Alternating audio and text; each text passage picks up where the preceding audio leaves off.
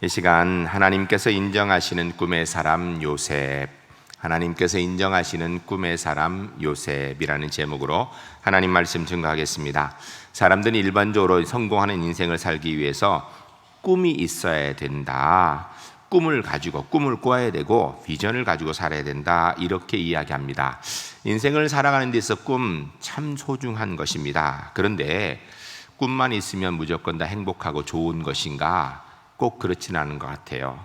잘못된 꿈, 헛된 꿈을 쫓다가 일생을 허비하는 사람들이 우리 주변에 생각보다 많습니다.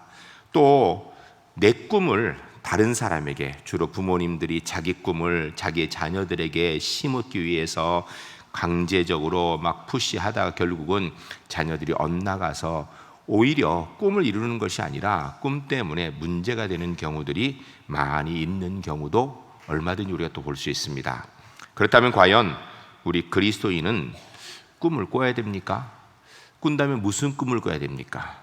그 꾸는 꿈을 어떻게 이루어야 될까요? 오늘은 본문 말씀을 근거로 하여서 꿈의 사람 요셉에 대한 말씀을 듣고자 합니다.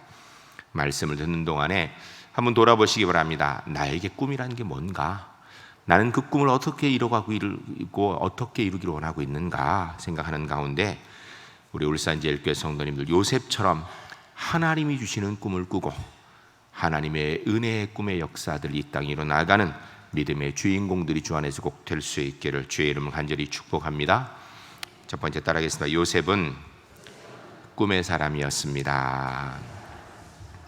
창세기 37장 1절에서 11절까지 보면 요셉은 부모님의 사랑을 받으며 자라는 모습이 기록되어 있습니다. 그 모습이 얼마나 부모님이 특별히 사랑했는가. 요셉의 형이 10명이나 있었는데 그들보다 아버지가 요셉을 더 많이 사랑했습니다. 아버지 야곱이 특별히 더 사랑하다 보니까 형들로 인하여서, 그로 인하여서 형들에게 미움까지 받을 정도로 사랑을 독차지하며 사랑받으며 살았습니다. 그러던 중에 요셉이 두 가지 꿈을 꾸게 됩니다. 이 꿈 때문에 많은 사람들이 요셉이 꿈의 사람이라고 이야기합니다. 그 내용을 보게 되면 이렇습니다. 7절에 보면 요셉의 이렇게 들에 나가니까 자기 단이 있는데 형들의 단이 자기 단에 와서 절하더라는 거예요. 이게 첫 번째 꿈입니다. 두 번째 꿈은 요셉이 꿈을 꾸는데 해와 달과 11별이 요셉의 별을 보고 절을 하더라는 거예요. 그 꿈의 내용은 형들이 요셉에게 절하더라는 얘기고 아버지와 어머니와 형들까지 다 합쳐서 요셉에게 절하더라, 이런 내용입니다. 이 꿈이나여서 요셉은 사실 형들에게 미움을 받게 됩니다. 근데 여러분, 요셉이 이 꿈을 붙들고 일생을 살았는가? 성경을 보면요, 아니에요. 요셉은 형들에게 배반당하여 팔려서 애굽으로 종살이를 떠난 후에요, 이 꿈을 기억조차 못했습니다. 이 꿈을 이루기 위해서 막 몸부림치고 사는 게 아니라요, 그 꿈 기억하지도 못했다고요. 우리가 요셉의 꿈을 보면서 한 가지 분명히 알아야 되는 것이 있습니다. 여러분, 요셉이 이 꿈을 꾸기 위해서 기도하고 막 소원하고 간절히 바라는 가운데 이 꿈을 꾼 건가요? 전혀 아닙니다. 요셉은 이런 꿈을 꾸려고 한 적도 없고요, 요셉은 이런 꿈을 꾸기를 원한 적도 없고요, 꾸려고 노력한 적도 없어요. 더 정확하게 얘기하면 이 꿈은 요셉이 꾸긴 꿨지만 하나님이 요셉에게 꾸게 하신 꿈이에요. 요셉이 노력해서 꾼 꿈이 아니고, 요셉이 난 이런 인생을 살아야겠다고 생각하면서 가진 꿈이 아니라 하나님께서 요셉에게 꾸게 하신 꿈입니다. 요셉은 자기 꿈을 꾼 게 아니고요, 하나님께서 꾸게 하신 꿈을 꾸는 사람이었던 것입니다. 사람들은 종종 하나님을 위한 꿈을 내가 꾸려고 그래요. 그래, 내가 꿈을 꾸고 그 꿈을 그리면서 그걸 이루기 위해서 몸부림치다가 결국은 안 되니 실망도 하고 이래요. 그러나 여러분, 하나님을 위한 꿈은요, 하나님이 꾸게 하시는 겁니다. 내가 꾸는 게 아니에요. 여러분, 아마 학교 다닐 때 어쩌면 책상 앞에 붙여놓은 글귀일 수도 있고, 또 영어 자습서를 보면 거기에 있어서 모르는 분이 거의 없는 말이 있습니다. 뭐냐면 바로 소년이여 야망을 가져라. 들어보셨죠? Boys be ambitious. 이 말은 일본 북해도 삿포로 농림학교의 교수였던 클라크 박사님이 미국으로 돌아가시 직전에 그 학교에 있는 교수님들과 학생들을 다 모아놓고 고별 연설을 한 마지막 문장인 것입니다. 세계적으로 유명한 식물학자이고 농학자인 윌리엄 클라크 박사의 명언입니다. Boys be ambitious. 그런데요, 사실은 이건 전체 문장이 아닙니다. 뒷문장이 잘렸어요.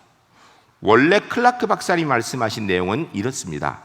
Boys be ambitious in Christ. 아마 이 문장을 인용한 사람이 기독교인이 아닌 것 같아요. 그러니까 뒤를 빼버린 것입니다.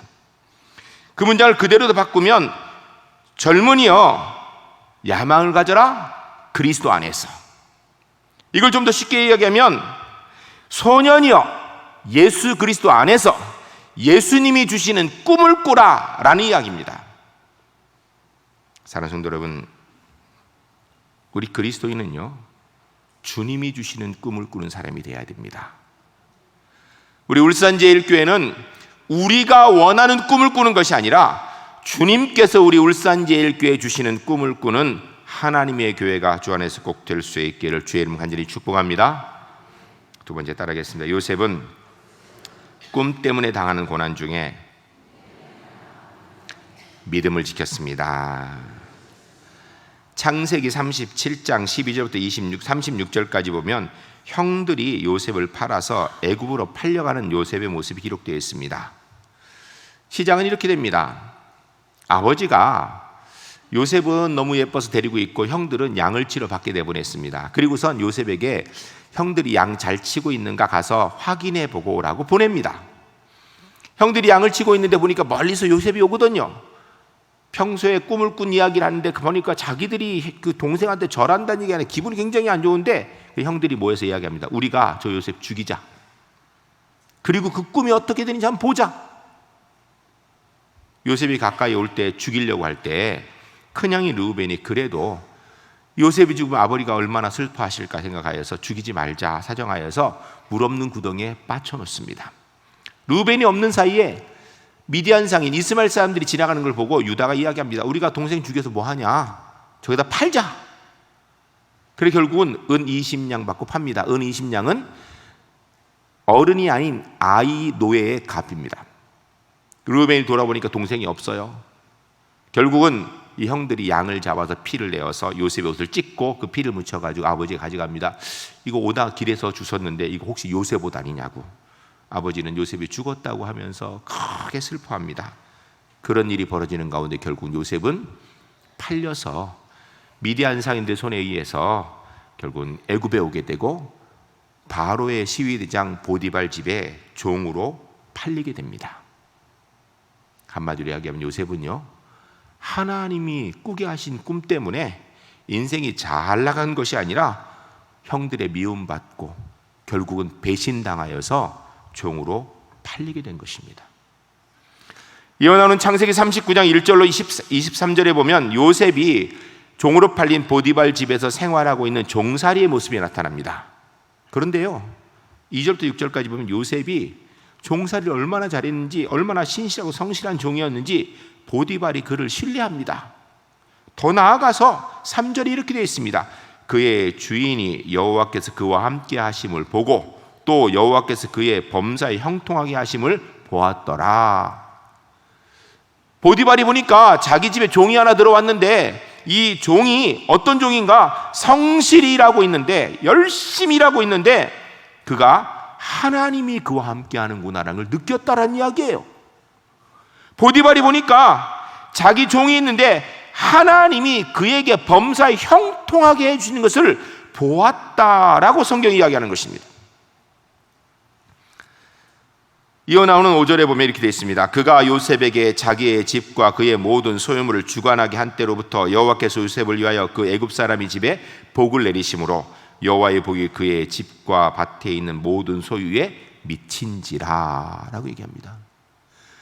요셉이 하나님 앞에서 종살이를 하고 있는데 성실히 하는데 하나님께서 그와 함께 하신다라는 거예요. 그런데 여호와께서 요셉을 위하여 그 애굽 사람의 집에 복을 주셨더라라고 이야기합니다. 여러분 여기서 한번 생각해 봐야 돼요. 보디발로 인하여서, 주인으로 인하여서 종인 요셉이 복을 받아야 정상입니까? 아니면 종으로 팔려와서 있는 종살이하는 요셉이라여 주인 보디발이 복을 받는 게 정상입니까? 말할 것도 없죠. 보디발로 인하여 요셉이 복을 받아야 되겠지요. 그런데 성경은 이야기를 하나님께서 요셉이라여 보디발의 집에 복을 주시더라 라고 얘기하고 있는 것입니다. 이어 나오는 7절부터 20절까지 보면 여주인이 보디발의 아내가 요셉을 유혹할 때 요셉이 그것을 거절하고 있는 것이 나타납니다. 오늘 읽은 본문이에요. 그 중에 9절을 보면 이 집에는 나보다 큰 이가 없으며 주인이 아무것도 내게 금하지 아니하였어도 금한 것은 당신뿐이니 당신은 그의 아내임이라. 그런즉 내가 어찌하여 이 큰 악을 행하여 하나님께 죄를 지으리까? 요셉이 성실히 잘하고 그 집의 복의 근원의 역할을 감당하는데 그 여주인이 보디발의 아내가 요셉을 자꾸 유혹하더라는 거예요. 여러분, 그런데 이것이요 요셉에게만 있는 게 아니라 당시 이 시대에는요 그냥 비일비재했던 일이에요. 주인이 괜찮은 종은 자기가 마음대로 하고 있는 것이 그 시대의 일이에요. 그리고 그렇게 하면은 종들은요 다 따릅니다. 왜요? 안 그러면 자기에게 고난이 오니까. 그리고 그대로 따르면 자기에게 짭짤하게 수입이 생기고 편해지니까 다 그렇게 했어요. 그런데 요셉은 거기에서 나는 그렇게 못합니다라고 얘기하는 거예요. 사람들은 다 그렇게 해도 당신은 주인의 아내로서 주인이 당신만은 금한 것입니다. 내가 어떻게 당신을 범합니까? 안 됩니다 라고 얘기하는 이유가 뭔가? 오늘 본문에 보니까 내가 어찌 이 큰 악을 행하여 하나님께 죄를 지으리까? 남들이 다 해도 그로 인해 내게 좀 편할 수 있어도 하나님 앞에 죄 짓는 일이라면 난 그건 못하겠습니다 라고 얘기하는 거예요. 주인에 대한 신을 지키는 이유가 뭔가? 하나님 앞에 죄 안 지으려고. 10절에 이렇게 돼 있죠. 여인이 날마다 요셉에게 청하였으나 요셉이 듣지 아니하여 동침하지 아니할 뿐더러 함께 있지도 아니하니라. 죄 안 짓기 위하여서 죄 지을 상황 자체를 안 만들었다라는 거예요. 철저하게. 그러나 결국은 여주인의 모함으로 인하여서 요셉이 옥에 갇히게 됩니다. 여러분, 요셉이요 하나님이 요셉에게 꿈꾸게 안 하셨다면, 그래서 그 꿈을 이야기를 안 했다면 형들의 배신으로 인하여서 배신당하여 팔려서 애굽의 종으로 오지 않았을 거예요. 배신당한 요셉이 종살이하는 동안에 하나님께서 꿈을 꾸게 하지 않으셨다면 억울하게 그 주인의 아내에게 누명을 쓰고 옥에 갇히는 일은 없었을 거예요. 계속 나오는 21절로 23절에 보면 감옥에 있는 요셉의 모습이 나타나는데 감옥에서도 하나님께서 요셉과 함께 하십니다. 21절부터 보면 이렇게 돼 있어요. 여호와께서 요셉과 함께 하시고 그에게 인자를 더하시사 간수장의 은혜를 받게 하시매 간수장이 옥중 죄수를 다 요셉의 손에 맡김으로 그 재반 사물을 요셉이 처리하고 간수장은 그의 손에 맡긴 것을 무엇인지 살펴보지 아니하였으니 이는 여호와께서 요셉과 함께 하심이라. 여호와께서 그를 범사에 형통하게 하셨더라 라고 이야기합니다. 여러분, 옥살이 할 때도요 하나님이 요셉과 함께 하셨다라는 것을 주인도 보고 옆 사람도 봤어요. 억울하게 감옥에 갇혔는데 그 감옥에 있는 간수장과 주변에 있는 사람들이 하나님께서 요셉과 함께하고 있다는 것을 그들이 경험하였다는 거예요. 여호와께서 요셉과 함께 하심으로 여호와께서 그를 범사에 형통하게 하는 것을 그 주변에 있는 사람들이 보았다는 것입니다.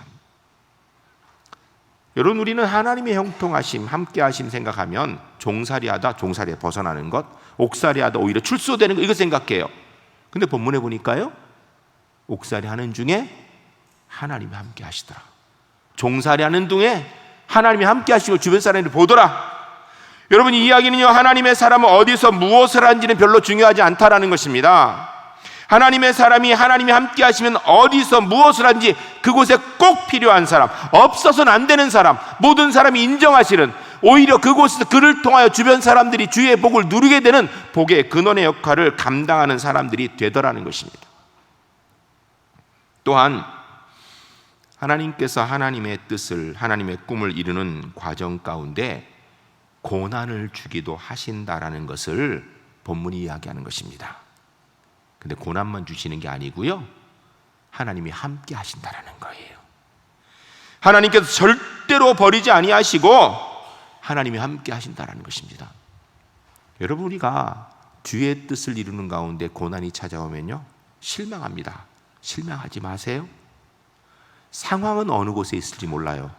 그러나 하나님께서 요셉과 함께 하신 것처럼 분명히 우리와 함께 하시는 줄로 믿으시기 바랍니다.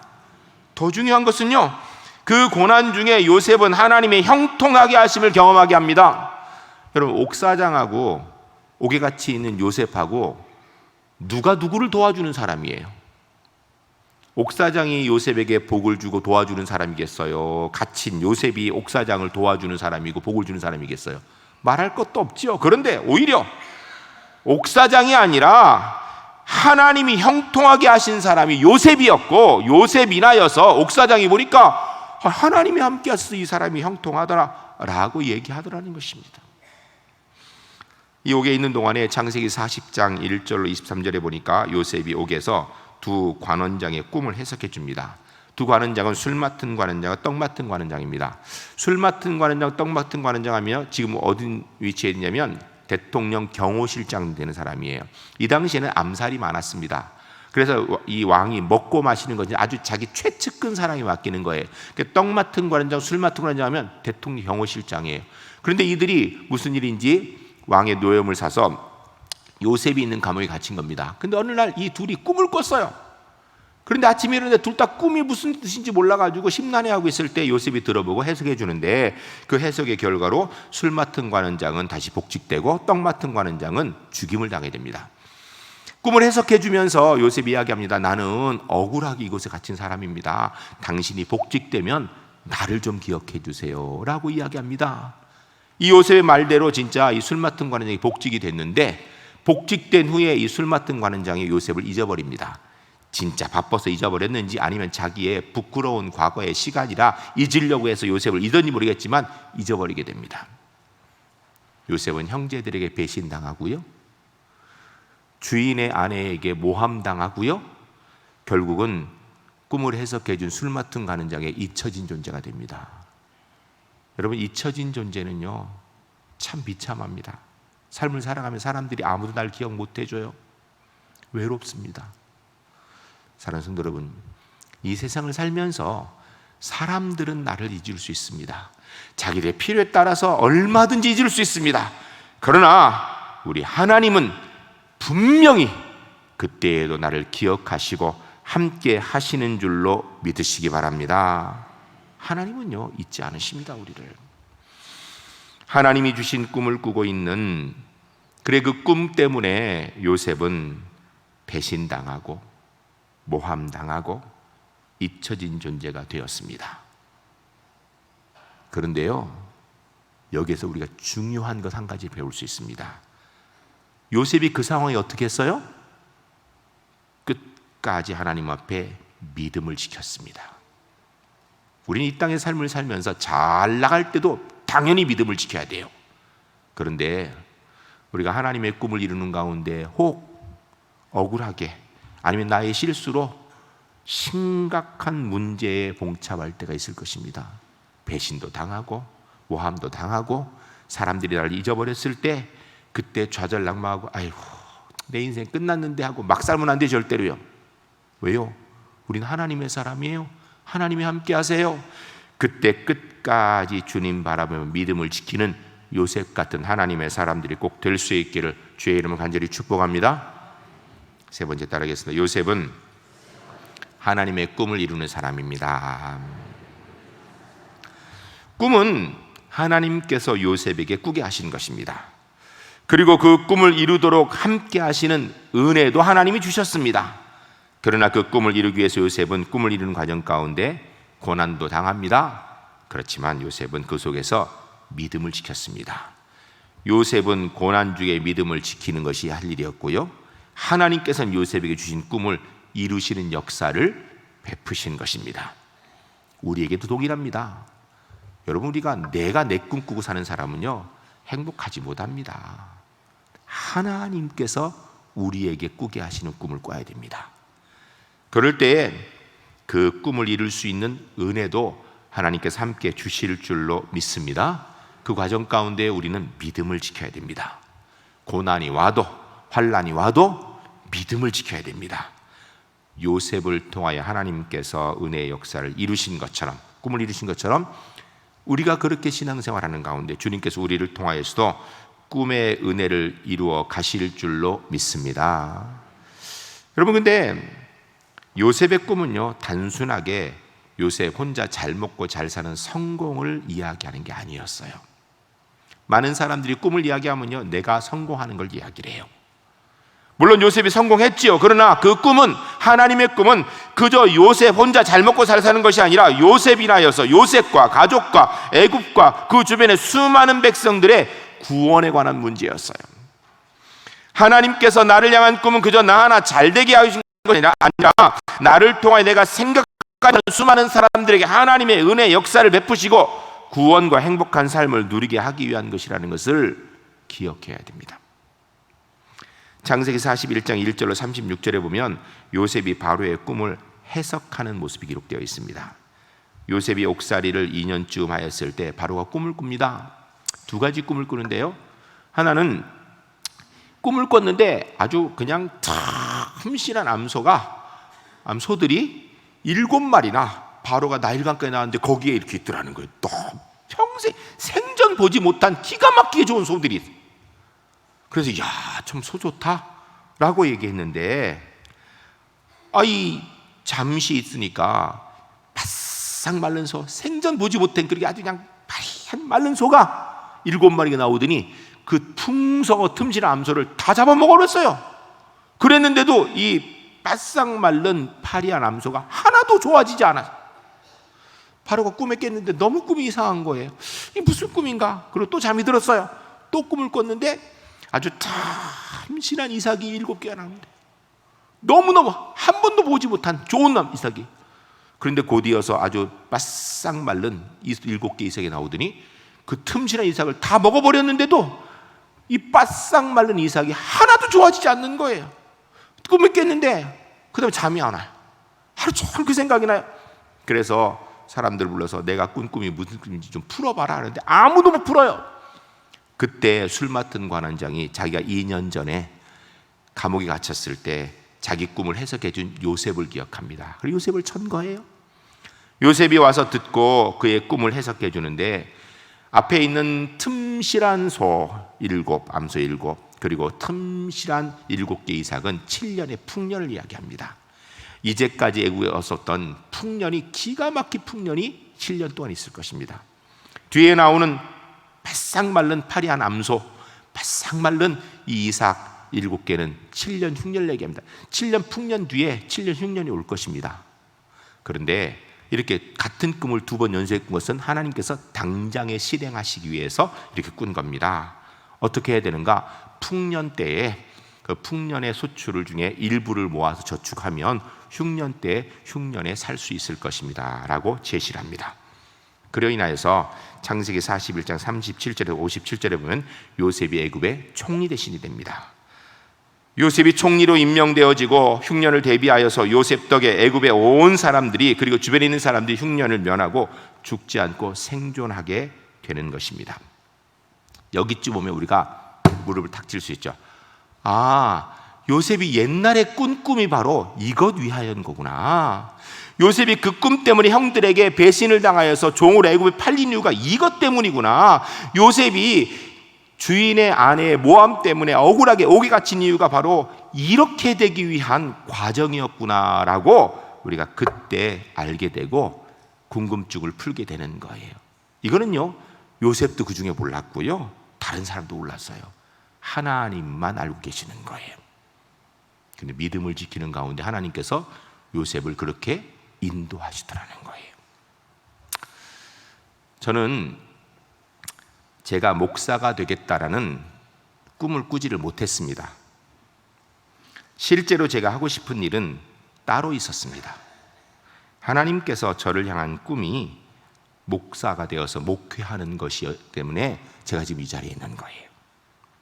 제가 어렸을 때는 지금 초등학교를 국민학교라고 했습니다. 제가 초등학교 국민학교 1학년 딱 들어가서부터 제일 싫었던 게 뭐냐면 장래 희망조사입니다. 여러분도 아마 했을 거예요. 그때 어떻게 했냐면 선생님이 오셔가지고선 장래 희망조사 한다 하면서 되고 싶은 거 쭉 얘기하라 그러면서 쭉 해서 손 다 들어서 얘기를 해요. 그러면 주로 애들이 뭐냐면 되고 싶은 거 제일 많은 게 대통령, 그 다음에 장군, 사장님, 뭐 거의 다 그랬어요. 그런데 그 중에 손 안 드는 애들이 몇 명 꼭 나와요. 손 안 드는 애들이 가면 꼭 한 두세 명 딱 그래요. 잘 일어나 그러면 일어났어요. 꼭 거기에 제가 꼈어요. 껴가지고 너는 뭐 될 거냐? 이렇게 하면 뭘 하고 이렇게 얘기하는데 저한테 뭐 될 거냐? 그러면 저는 목사님이 되겠습니다. 그러면요 애들이 막 웃었어요. 애들이 웃겨서 웃은 건지 비웃음에 웃은 건지 몰라도 저는 그 웃음의 소리가 너무 창피해가지고 쥐구멍이라 들어가고 싶었어요. 근데 문제는 그 장래 희망주사를 1년에 한 번씩 하는데 1학년 때, 2학년 때, 3학년 때 하는데 매번 할 때마다 저는 목사님이 되겠다 얘기를 했어요. 그러면 애들이 막 웃어요. 그럼 저는 그 시간이 너무너무 싫었습니다. 그런데도 어린 제 마음에 한 번도 정말 제가 되고 싶은 게 있었는데 그 얘기를 못했어요. 그 어린 마음에요, 초등학교 1학년 어릴 때부터 제가 진짜 되고 싶었던 것은요 007 제임스 본드 같은 첩보원이었습니다. 웃지 마세요. 이거 진짜예요. 이거. 그런데 선생님이 장래희망 물을 때 저는 진짜 그게 너무너무 되고 싶었는데 한 번도 첩보원이요 007 제임스 본드요를 한 번도 말을 못했어요. 왜 제가 그게 되고 싶었는가? 불가능해 보이는 적들을 물리치고 나라를 지키고 그런 첩보원이 너무 멋있어 보이더라고요. 제 마음의 우상이었어요. 그래서 저는 정말 첩보원이 되고 싶었어요. 최소한 국정원 직원이라도 됐어야 되는데 근데 한 번도 첩보원이 되겠다고 얘기를 못했어요. 그렇다고 우리 아버님 어머님이 성수야 너는 목사가 된다 이 얘기를 한 번도 하신 적이 없어요. 그때는 제가 왜 그런지를 몰랐습니다. 근데 자라고 나서 제가 지금 이렇게 돌아보니까 하나님께서 제게 꾸게 하신 꿈이 목사가 되어서 목회를 하게 하는 것이었어요. 그래서 저도 모르게 그냥 알지도 모르고 목사가 뭔지 뭐 어떻게 하는 건지 알지도 못하면서 그냥 난 목사가 되겠다고 목사님이 내 꿈이라고 이렇게 얘기하면서 애들이 비웃는 속에서도 그렇게 얘기하고 살았어요. 지금 돌아보니까 이제는 불가능한 사단과의 정적 전쟁에서 하나님의 뜻을 이루고 교회와 성도님들과 함께 하나님의 역사를 이루는 목회자 천국의 007 제임스 본드가 됐더라고요.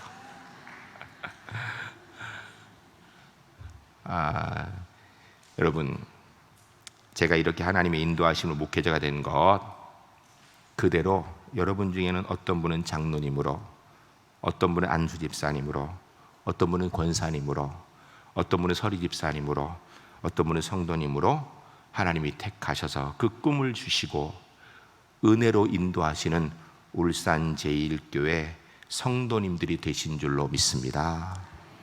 여기서 우리가 한 가지 오해하지 맙시다. 여러분 요셉처럼 나라를 꼭 구해야 하나님의 꿈을 이루는 게 아니에요.